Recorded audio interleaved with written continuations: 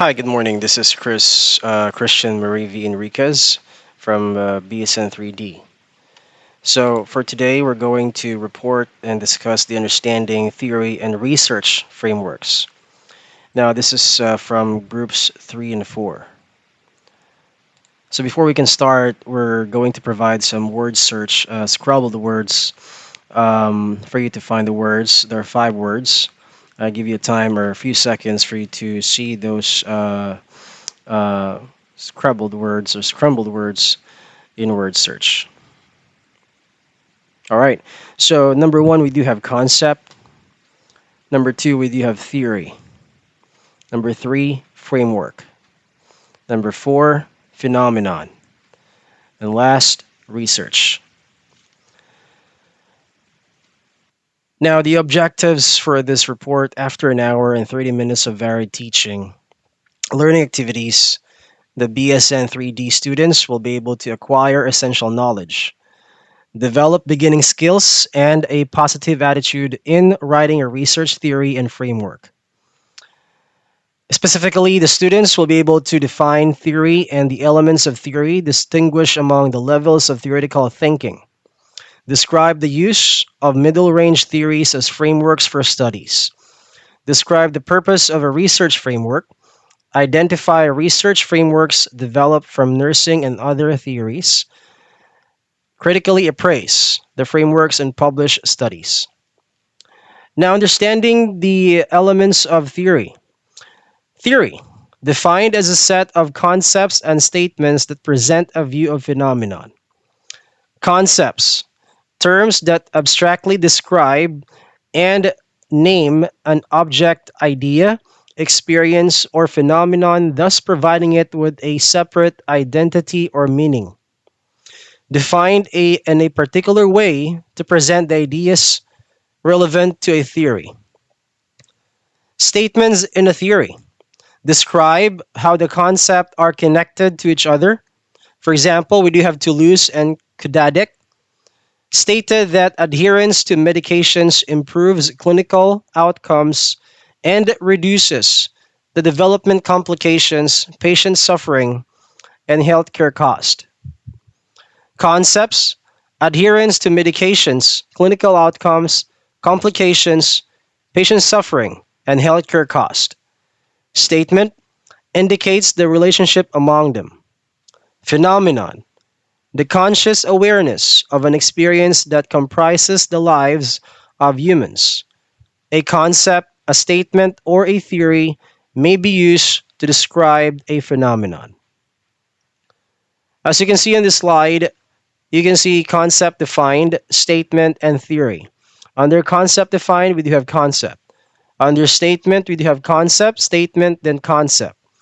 In theory, we have concept, and then concept, statement, concept. So in this slide, theories are abstract rather than concrete. Abstract idea focuses on a general view of a phenomenon. For example, we do have social support. Concrete idea refers to realities or actual instances. It focuses on the particular rather than on general. For example, we do have social support facilitated by a telephone intervention to provide emotional support. Next, we do have philosophy. At the abstract level, you may also encounter a philosophy. Philosophies, rational intellectual explorations of truths or principles of being knowledge or conduct. Described the viewpoints on what reality is, how knowledge is developed, and which ethical values and principles should guide our practice. Other abstract components of philosophies and theories are assumptions, statements that are taken for granted or considered true, even though they have not been scientifically tested. For example, people want to assume control of their own health problems. You may doubt the truth, that assumption, based on your clinical experiences. Nonetheless, Theorists begin with some assumptions, explicit or implicit. Now, under concepts, concept, basic element of a theory, each concept as a theory needs to be defined by theorists. The definition of a concept might be detailed or complete, or it might be vague and incomplete and require further development. Theories with clearly identified and defined concepts provide a stronger basis for a research framework. Constructs, a broader category or idea that may encompass several concepts. For example, a construct for the concept of social support might be resources. Variables, terms found at a more concrete level. Variables are narrow in their definition, thus, it is more specific than a concept. Now, in this slide, you can be able to see the example. We do have construct, then concept, then variable. Emotional responses, anxiety, palmar sweating. Emotional responses, grief, score on grief scale. Now, it implies that the term is defined so that it is measurable and suggests that numerical values of the term are able to vary from one instance to another. For example, a variable related to social support might be emotional support. The researchers might define emotional support as a study, participants' rating of the extent of emotional encouragement or affirmation that he or she receives during a stressful time. The measurement of the variable is a specific method for assigning numerical values to varying amounts of emotional support or social support. Study participants could respond to questions on a survey or questionnaire about emotional support, and their individual answers would be reported as scores. Conceptual definition, a more comprehensive than a denotative definition and includes associated meanings that the word may have. It is referred to as connotative because the term brings to mind memories or moods or images, subtly or indirectly. For example, a conceptual definition of home might include feelings of security, love, and comfort, which are often associated with the home. The conceptual definition that a researcher identifies or develops for a concept comes from a theory and provides a basis for the operational definition. Remember that in quantitative studies, each variable is ideally associated with the concept, conceptual definition, and operational definition. The operational definition is a how the concept can be manipulated, such as intervention or independent variable, or measured, such as a dependent or outcome variable. Now, concepts. Conceptual definitions may be explicit or implicit. It is important to identify the researcher's conceptual definitions of study variables when you critically appraise of a study. Statements. Statement clarifies the type of relationship that exists between or among concepts. For example, Coleman stated that physical functioning, role limitations, social functioning, general health, and energy fatigue were conceptualized to have an impact on depression. The statements of relationships are what are tested through research. The researchers obtains data for the variables that represent the concepts in the study's framework and analyzes the data for possible significant relationships among the variables using specific statistical tests. Testing a theory involves determining the truth of each statement in the theory as more researchers provide evidence about the relationships among concepts. The accuracy or inaccuracy of the statements is determined Many studies are required to validate all the statements in a theory. Now, propositions, a label given to statements describing relationships among concepts. Theories that are more abstract contain relational statements that are called general propositions. Stating a relationship in a more narrow way makes the statement more concrete and testable and results in a specific proposition. Specific propositions in less abstract frameworks may lead to hypotheses. Hypotheses are developed based on propositions from a grand or middle range theory that comprise the study's framework. Hypotheses are developed based on propositions. Hypotheses written at the lower level of abstraction are developed to be tested in a study. Statements are varying levels of abstraction that express relationships between or among the same conceptual ideas that can be arranged in hierarchical form, from general to specific. Now, in this slide, you can see the examples of a general proposition, specific proposition, and hypotheses. Under general proposition, we do have quality or health related quality of life is related to depression.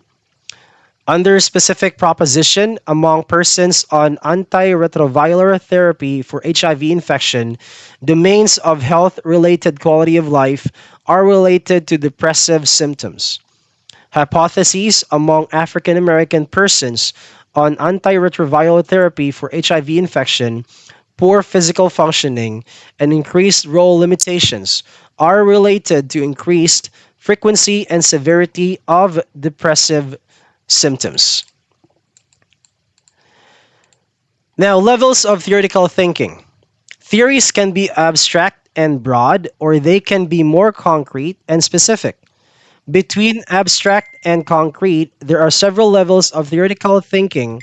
Understanding the degree of abstraction or level of theoretical thinking will help us to critically appraise whether a theory is applicable to the research problem in a study.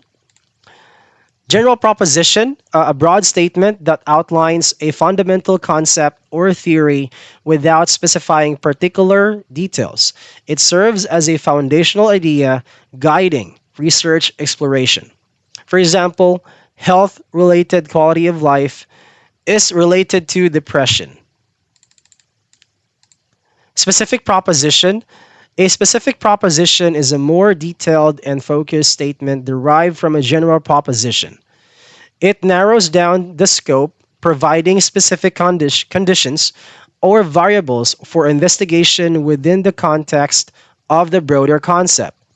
For example, among persons on antiretroviral therapy for HIV infection, domain of health related quality or life are related to depressive symptom.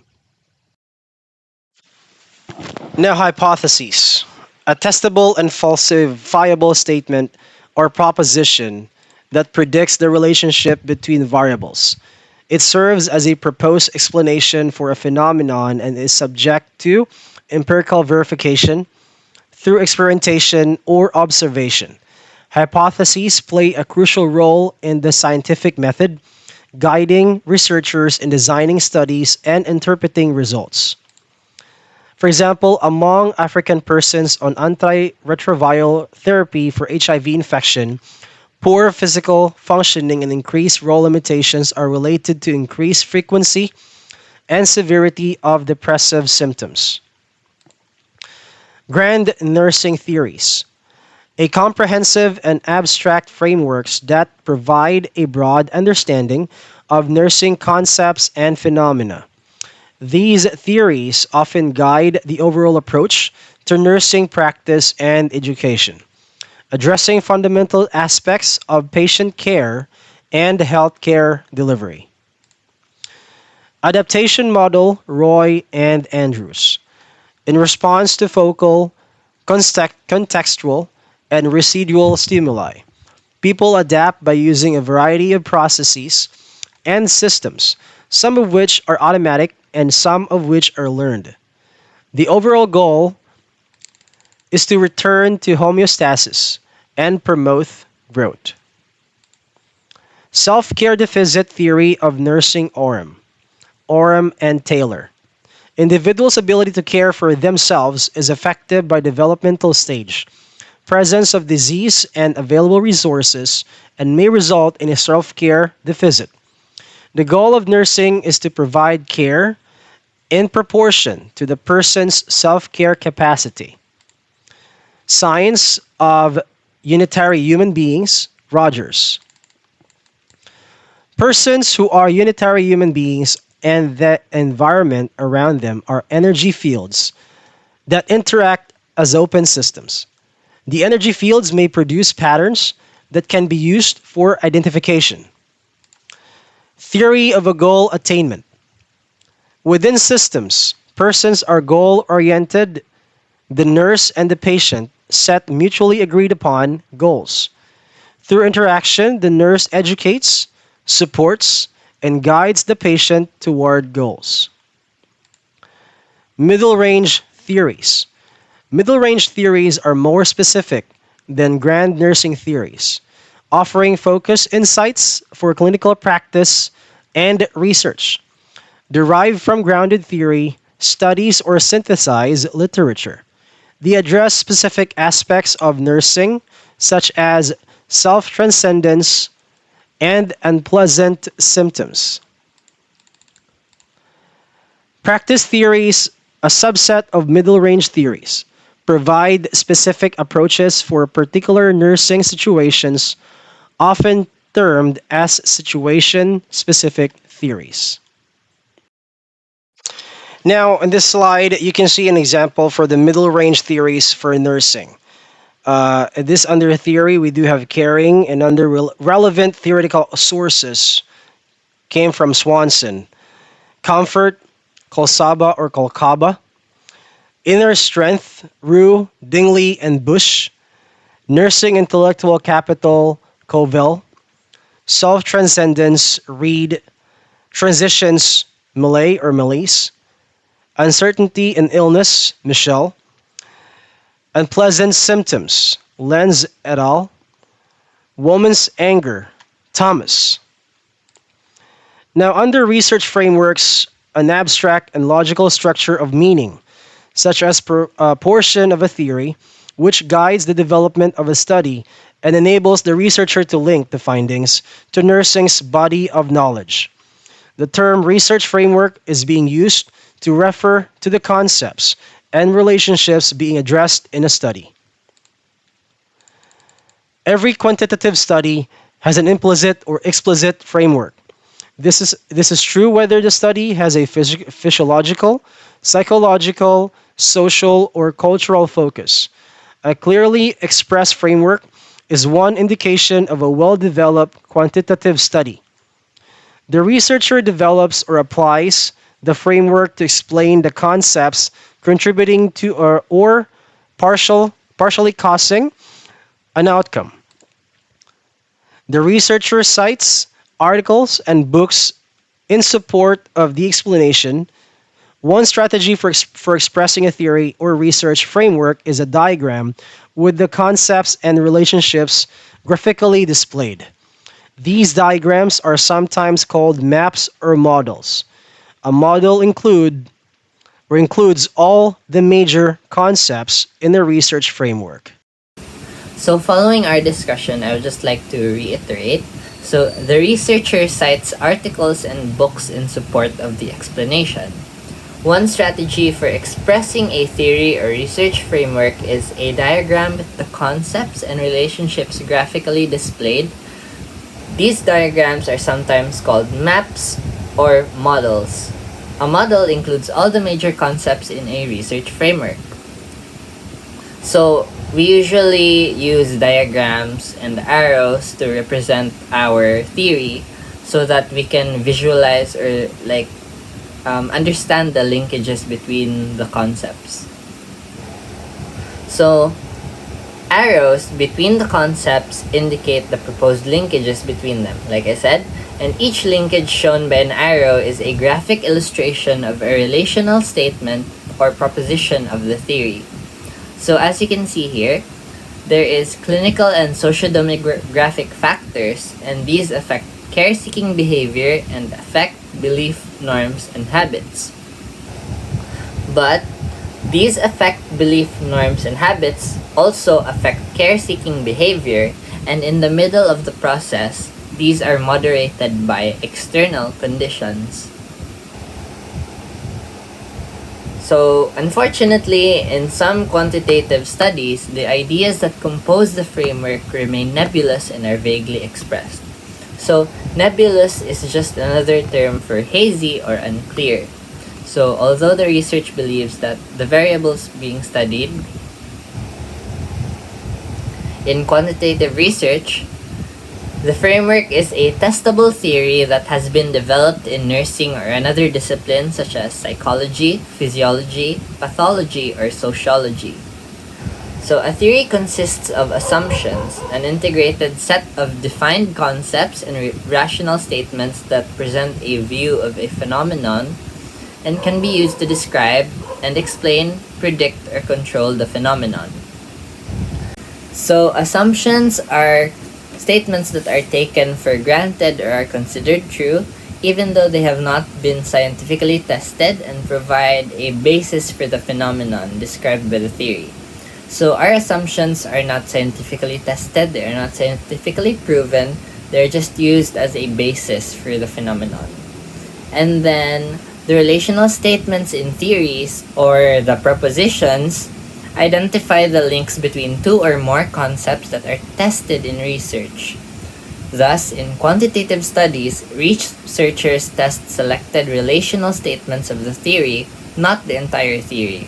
So we just choose parts that we are going to test, not the entire theory.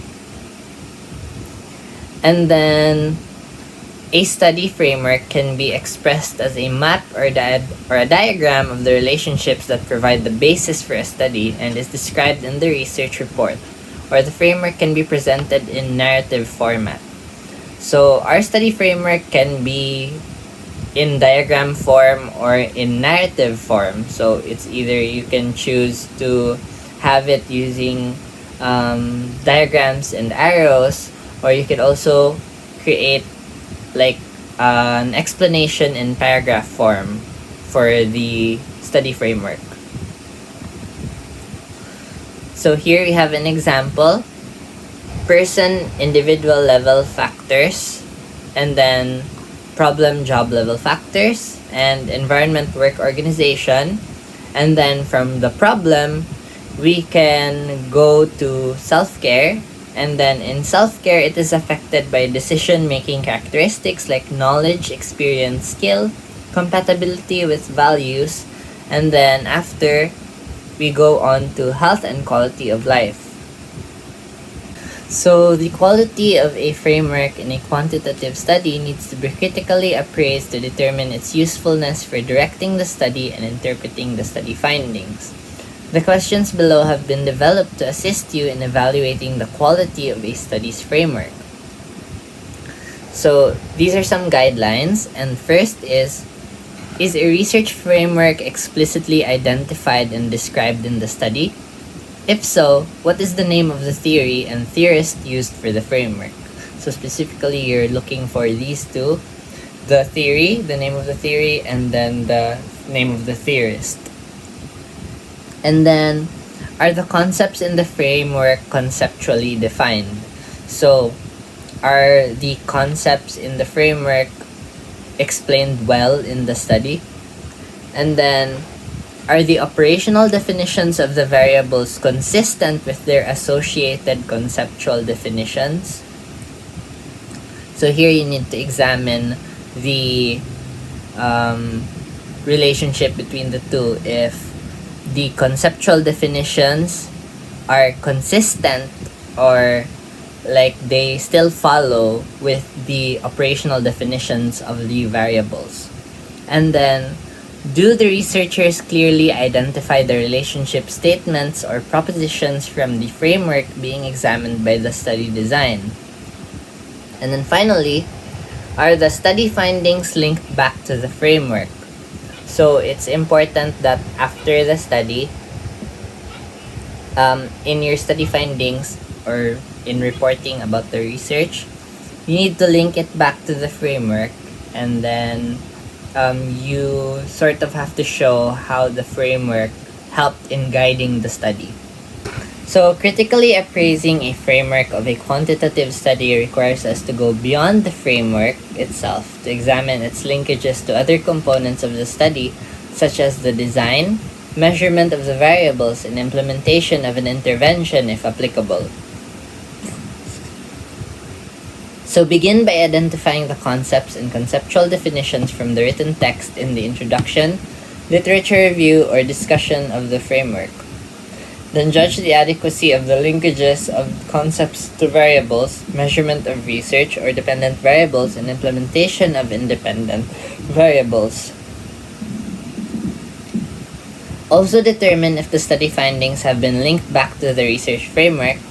Researchers usually link the findings back to the framework and other literature in the discussion section of the research report, like what I said a while ago. And then, in this section, the critical appraisal guidelines are applied to frameworks that have been derived from a grand nursing theory, middle range theory, tentative theory, and a scientific or physiological theory. One of the challenges with grand nursing theories is their abstractness and difficulty in measuring their concepts. So, grand nursing theories are rather abstract or not clearly defined. So, it's somewhat difficult in measuring their concepts accurately. And then, some researchers have deduced middle range theories from grand nursing theories and used middle range theories to guide their studies. However, other researchers have used a grand nursing theory as an overall framework but have not directly linked the variables to the theory constructs. So an example of this would be behavior modification after an acute myocardial infarction, or AMI, wherein it is critical to reduce cardiac risk and prevent a reoccurrence. So following an AMI, research findings have been promising but mixed, related to motivating behavior change to reduce cardiac risk by adopting healthy behaviors. So Park, Song, and Jung in 2017 conducted a randomized experimental study to test the effects of a theory-based intervention on outcomes following a first AMI.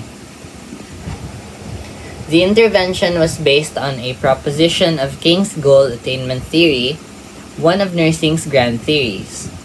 So, they noted the strategies applied to motivate individuals to perform and maintain healthy behaviors are far from optimal. Below are the examples where researchers made the use of the grand theory. So, based on the example provided, it uses the King's framework, and then the researchers provided a group with the goal attainment theory-based education program, and the other group received the usual patient education.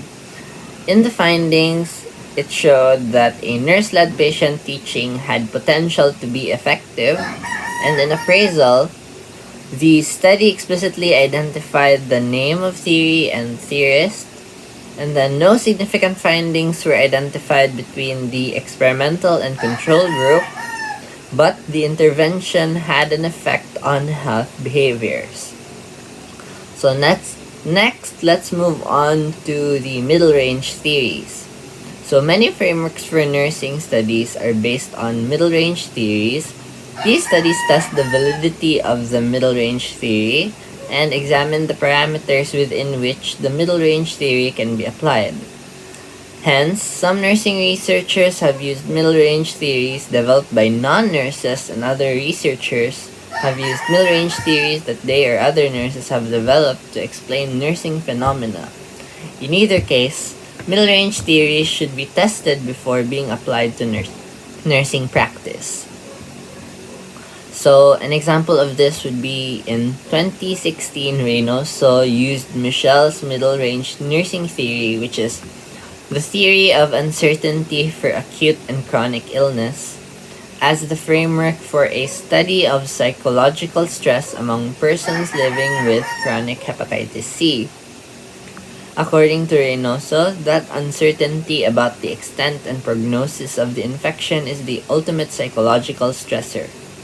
The gap in knowledge, which is the statement of the research problem, was not clearly identified but can be inferred from the literature review of studies in which uncertainty was a variable. He also noted previous studies that had unexpected results related to uncertainty did not include the conditions contributing to uncertainty. In addition, within the description of the middle range theory, the main concept of uncertainty was defined as the cognitive state that the individual creates when he or she is not able to properly structure or categorize an event because of a lack of sufficient cues. Reynoso linked the uncertainty to psychological stress and described the study framework down below. So in this example, this is research example 7.2 and you can find this in the book. So here, in the study, Reynoso clearly stated the theory and theorist, but lacked some conceptual definitions, but the operational definitions were explicit.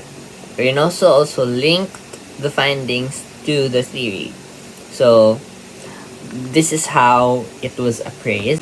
So next we have framework from a tentative theory, and then findings from completed studies reported in the literature can be a rich source of frameworks when synthesized into a coherent, logical set of relationships.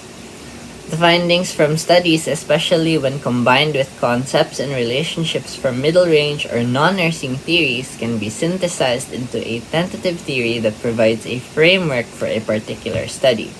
So in tentative theory, it can be a combination of middle range or non-nursing theories, and then they can be synthesized into a tentative theory.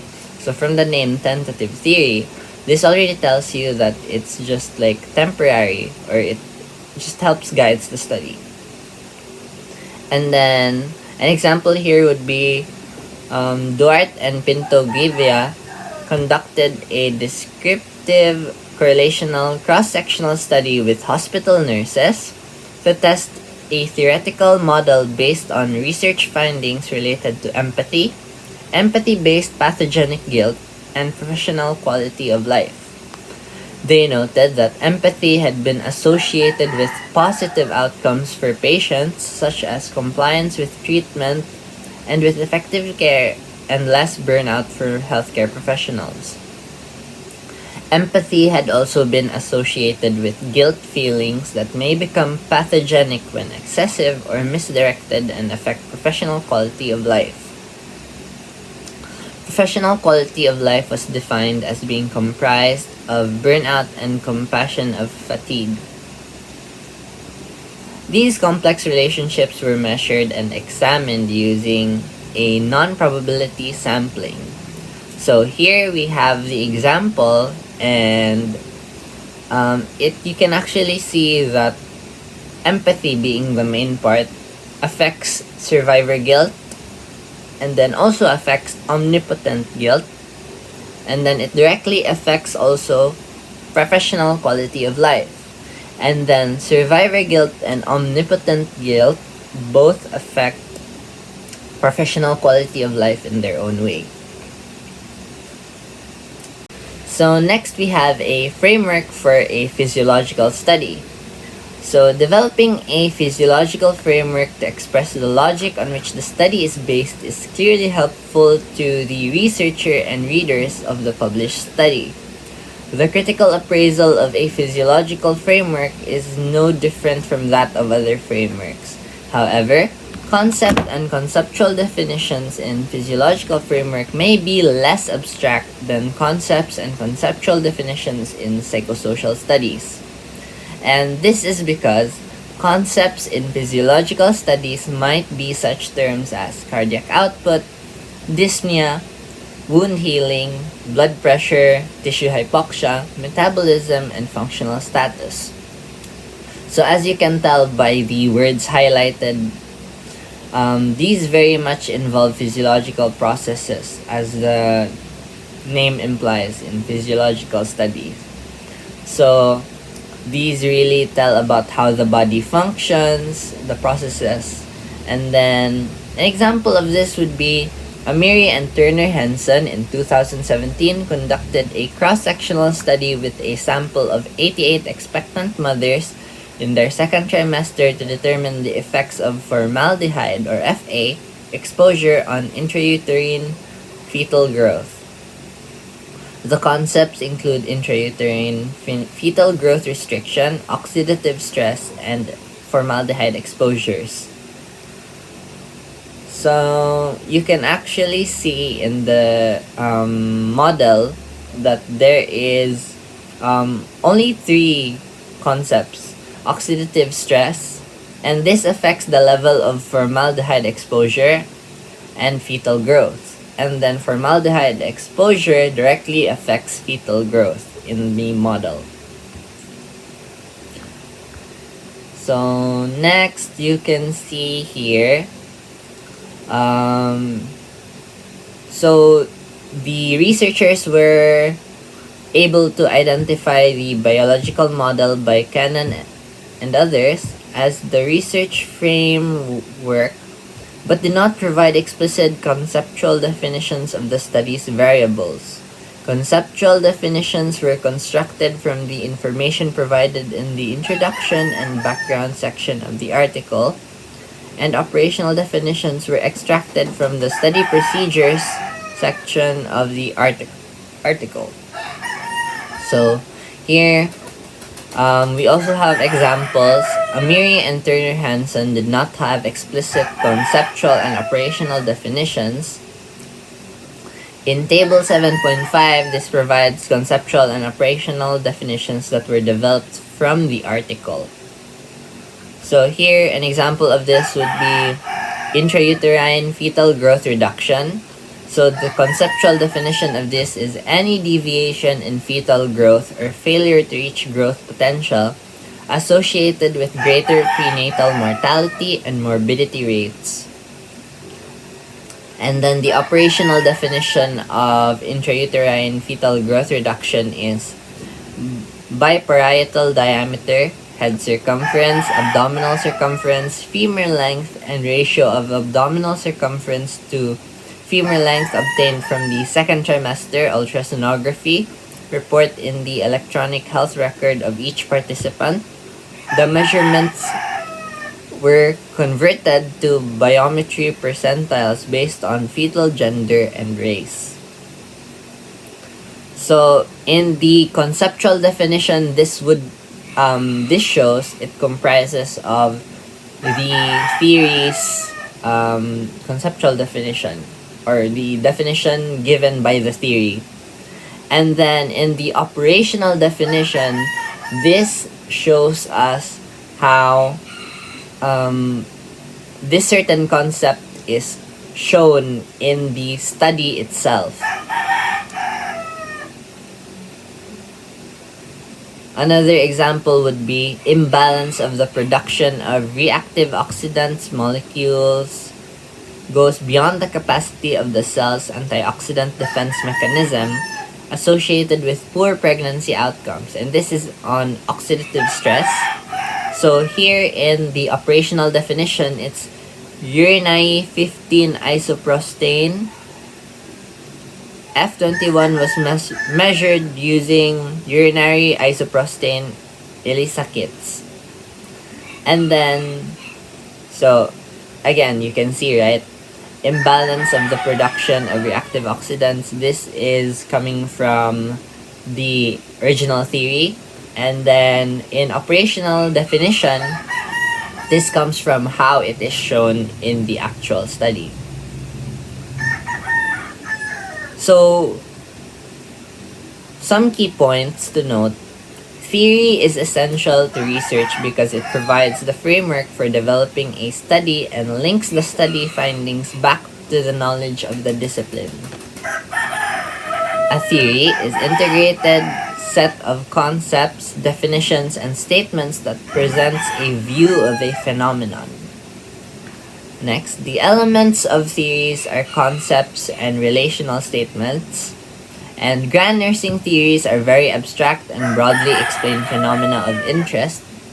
So, like from the examples before, the grand nursing theories are not very clear. They just broadly explain a phenomena. And then middle range and tentative theories are less abstract and narrower in scope than grand nursing theories. And then every study has a framework, although some frameworks are poorly expressed or are implicit. A research framework is an abstract, logical structure of meaning, such as portion of a theory, which guides the development of the study and enables the researcher to link the findings to nursing's body of knowledge. To be used effectively, the research framework must include the concepts and the conceptual and operational definition. The relational statements or propositions being examined need to be clear and represented by a model or a map. So, it is very much preferred that we show our frameworks in the form of models and maps because it's easier to understand, because with models and maps you can really visualize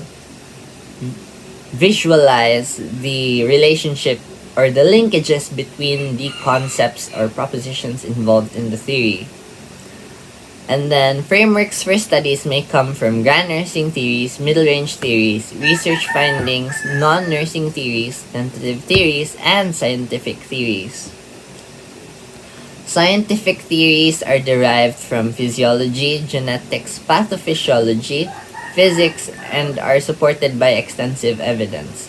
So, like the last example, it really shows us how the body works, and then in both operational and conceptual definitions, they were very coherent, and it really shows the effects on the body and then how it was showed in the actual study. And then critically appraising a framework requires the identification and evaluation of the concepts, their definitions, and the statements linking the concepts. The study findings should be linked back to the research framework to determine its usefulness in describing reality. So, this particular line, the study findings should be linked back to the research framework to determine its usefulness in describing reality. So here, once we are done with the research in the findings portion, we try and relate it back to the theory so that we can show or determine how useful it is in guiding the study to describing reality. So thank you, and then here are our references. So thank you again for listening to our report.